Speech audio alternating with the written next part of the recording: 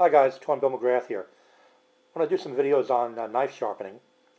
And before we start, I wanted to go over the different grinds because you really want to understand what type of grind your knife has before you try to sharpen it. First one, because it's the simplest I'm going to start with, is a Scandi grind or Scandinavian grind. And basically all that is a single bevel that goes off the blade stock right down to the point, right down to the cutting edge. Here's a Mora clipper. Now you can see how that's a flat grind from the full width of the blade right down to the edge. Here's a Condor woodcraft knife, same idea. This is a very thin edge, very thin stock. This one is 3/16, so you can see you can still do a Scandi edge on a thick piece of steel. The pros and cons: this is a very good edge for a grind for woodworking. It gets a bit delicate on the tip, especially with thin stock like the Mora. Also, you have to grind away a lot of steel when you do sharpen it. You have to go all the way across. You see where that red line is? You have to go all the way across that bevel, so you're moving a lot of steel there. Not good on big knives for impact. And let's see, here we have the Saber grind. Kind of like the Scandi, but instead of one bevel, there are two. From your primary bevel here, you see it tucks in a little bit, and that red line is your secondary bevel where your cutting edge, your actual cutting is done. If you were to take this blue line down all the way, that would come to a much finer point. So this is going to be a little stronger. This is a good all-around edge for medium-sized knives. Holds up better than the Scandi grind because you have more meat behind the tip. The Scandi, if we go back over here, if you're dealing with a thin blade like the Mora, any kind of sideways pressure can chip out that edge if the steel is not up to snuff. So, good for detailed work. Good all-around grind is the Saber grind. Here's two good knives that illustrate that. Cold Steel SRK and a Becker BK2. 3/16 in stock and 1/4 inch. So you can put that on, various thicknesses of stock. My favorite grind on large knives is a Convex grind. This is also called the Appleseed grind.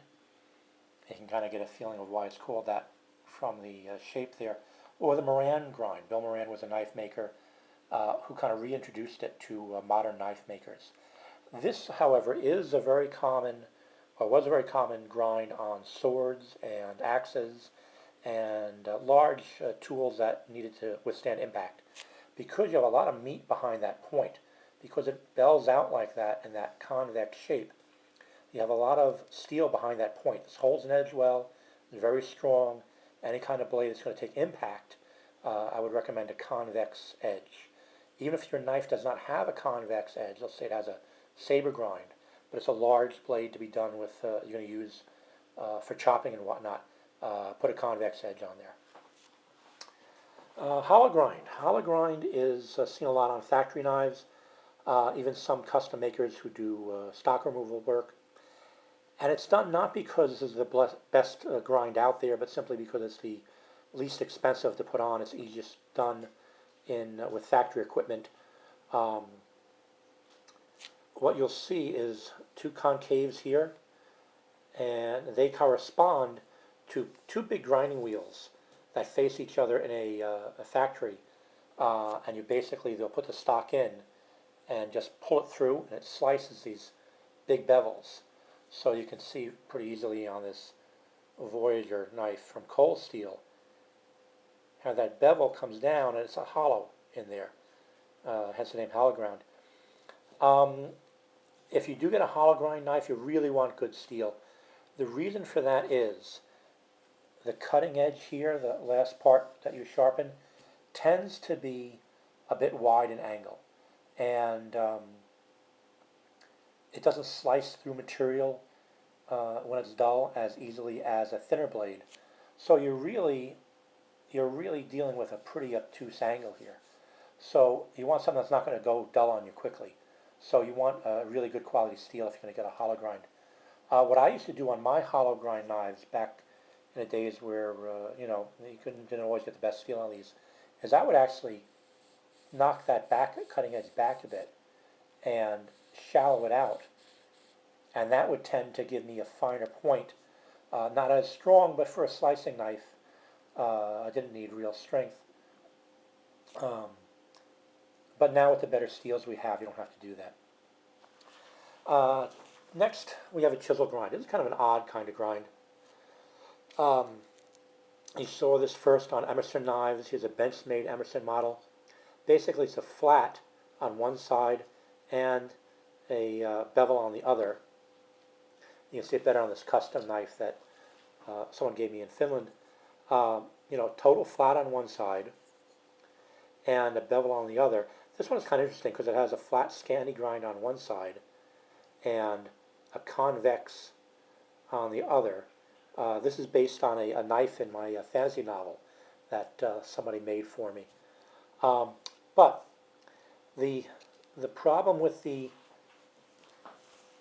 chisel grind is you really don't want to touch this back flat part at all. So if you get, the knife gets dull, point comes off, you got to take off a whole line parallel with that original edge in order to sharpen the knife. So it does make things complicated, especially if you have serrations on it. Not the easiest knife to sharpen when you have those serrations. I'll explain why in a minute. But the problem with the chisel grind is basically it's kind of a half Scandi grind. If you have pressure, not exactly on the edge, but off to the side a little bit, going this way, you're fine. But if you start putting any kind of pressure at an angle that way, it's going to knock that tip right off. So not the strongest cutting edges. I'm not a big fan of the chisel grind.